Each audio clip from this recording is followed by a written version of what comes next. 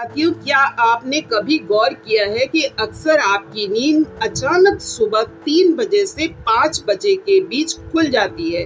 कभी बिना अलार्म, कभी बिना किसी वजह के, जैसे किसी अदृश्य शक्ति ने आपको हिलाकर उठा दिया हो। क्या सिर्फ ये इत्तेफाक है या इसके पीछे कोई ब्रह्मांडीय रहस्य छिपा है?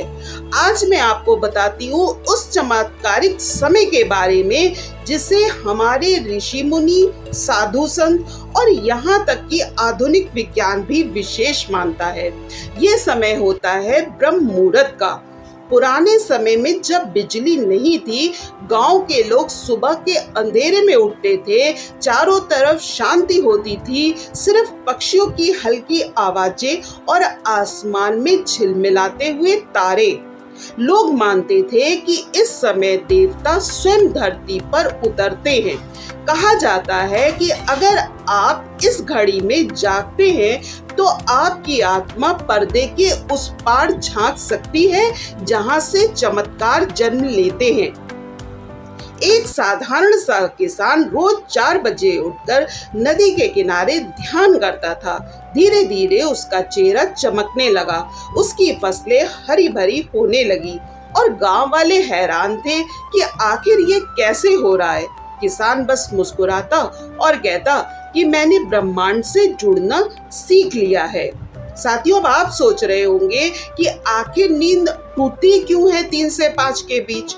तो मैं आपको बताती हूँ कि ये वही समय होता है जब आपका शरीर और मन सबसे हल्की अवस्था में होते हैं। नींद गहरी नहीं होती, आत्मा शरीर से संवाद करना चाहती है। विज्ञान कहता है कि इस समय मस्तिष्क की जो वेव्स होती हैं वो ऐसी होती हैं जो ध्यान, प्रार्थना और सकारात्मक ऊर्जा को सबसे जल्दी पकड़ लेती हैं। यही वजह है कि कई बार अचानक आँख खुलती है और हम घड़ी देखते हैं 3:15, 3:30 या सुबह के 4 बज रहे होते हैं। हिंदू धर्म में इसे कहा गया है कि ब्रह्म मुहूर्ते उत्तिष्ठेत स्वस्थो रक्षार्थ मायुषः, अर्थात जो मनुष्य ब्रह्म मुहूर्त में उठता है उसका जीवन, उसकी उम्र और उसकी सेहत सुरक्षित रहती है। महान संत तुलसीदास जी ने भी कहा था कि उठी ब्रह्मा मुहूर्त करी ध्यानु, निज शुद्धि करी गाये ज्ञानु। यानी सुबह का यही समय है जब ज्ञान का द्वार खुलता है। अब मैं आपको बताती हूँ कि ब्रह्म मुहूर्त के फायदे क्या क्या होते हैं। पहला, आध्यात्मिक शक्ति मिलती है। इस समय की गई प्रार्थना सीधे ब्रह्मांड तक पहुँचती है। दूसरा, मन की सारी उलझनें मिट जाती हैं। अगर आपको चिंता, डर या किसी भी प्रकार का तनाव है तो इस समय उठकर बस 10 मिनट ध्यान करने से ही आप खुद को हल्का महसूस करेंगे। तीसरा, आपकी सेहत चमक उठती है। योग, प्राणायाम अगर इस समय किए जाएं तो कई गुना ज्यादा असरदार होते हैं। चौथा, किस्मत भी बदलती है। कहा गया है कि ब्रह्म मुहूर्त में किया गया संकल्प जल्दी पूरा होता है। कहते हैं कि स्वामी विवेकानंद रोज इसी समय उठते थे। उनकी बुद्धि और स्मृति इतनी तेज थी कि लोग दंग रह जाते थे।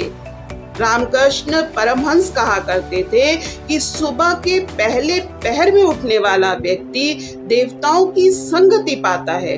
और आज भी जो लोग इस आदत को अपनाते हैं वो बताते हैं कि उन्हें अचानक जीवन में नई दिशा मिल जाती है, चाहे वो करियर हो, पढ़ाई हो या रिश्ते हो। वैज्ञानिक भी इस बात की पुष्टि करते हैं कि इस समय शरीर का मेलाटोनिन हार्मोन कम होने लगता है, जिससे नींद हल्की हो जाती है और मन शांत रहता है। इसलिए ध्यान, पढ़ाई या रचनात्मक काम करने का सबसे सर्वोत्तम समय होता है। अब जरा सोचिए, अगर आप सूरज उगने से पहले उठते हैं तो पूरी दुनिया आपके लिए खुल जाती है। 3 से 5 बजे का समय वो खिड़की है जिससे भगवान आपको आवाज देते हैं। इस मुहूर्त में उठने वाला हर इंसान सिर्फ सफल ही नहीं होता बल्कि चमक जाता है। साथियों, मैं आपसे एक सवाल पूछती हूँ, क्या आपने कभी ये नोटिस किया है कि सुबह सुबह उठकर मन कितनी शांति महसूस करता है, जैसे कि पूरा ब्रह्मांड आपको गोद में झुला रहा हो। अगर आप इसे अपनाएंगे तो आप देखेंगे कि धीरे धीरे आपकी जिंदगी से नकारात्मकता दूर होने लगेगी और सफलता, सेहत, शांति सब आपके कदम चूमेगी। अब आपको क्या करना है वो मैं बताती हूँ। कोशिश कीजिए कि सोने से पहले रात में आपका मन शांत रहे। रात में फोन का इस्तेमाल कम करिए। सुबह आँख खुलते ही तुरंत उठ जाइए। फिर 10 मिनट प्राणायाम या 10 मिनट प्रार्थना या ध्यान कीजिए और चाहे तो कोई एक सकारात्मक वाक्य दोहराइए, जैसे कि मैं ब्रह्मांड की शक्ति से जुड़ा हूँ और मेरी हर सुबह एक नया चमत्कार लेकर आती है। साथियों, जीवन वही बदलते हैं जो खुद बदलना चाहते हैं। अगर आप रोज ब्रह्म मुहूर्त में उठने का संकल्प ले लेते हैं तो कोई ताकत आपको रोक नहीं सकती। याद रखिए, भोर का अंधेरा ही सबसे गहरा होता है, लेकिन उसी के बाद सूरज उगता है। तो आइए आज से एक वादा अपने आप से कीजिए कि कल सुबह 3 से 5 के बीच आपको उठकर अपने जीवन का नया अध्याय शुरू करना है।